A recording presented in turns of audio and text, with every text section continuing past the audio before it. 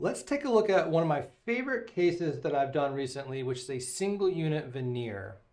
This patient presented with a fractured veneer on tooth number 9. She had these veneers done not so long ago in Florida with a really talented dentist, and she bit down on something the wrong way and popped the veneer and fractured it.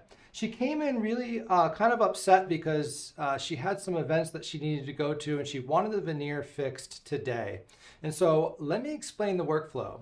We went ahead and used UV light to highlight the material fluorescence property so that when I removed the veneer, I was only removing artificial material and not hurting her unprepped enamel. After that, we went ahead and scanned into the software and put it into exocad, and I mirror imaged tooth number 8 onto tooth number 9. Once we were able to get the design ready to go, we 3D printed it in the Midas printer using a new high translucency, very beautiful 60% filled resin from Sprint Ray.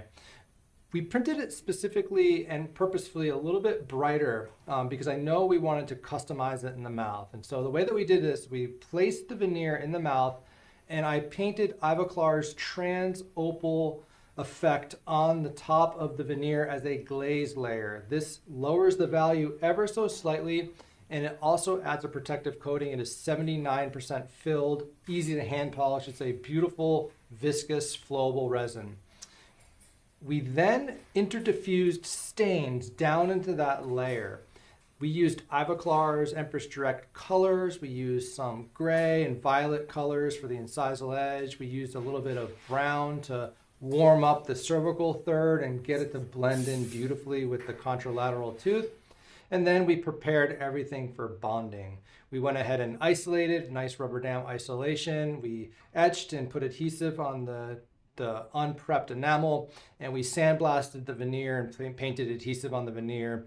And then we used Ivoclar's Verilink Aesthetic LC, and we used the color neutral to kind of lower the value just a little bit.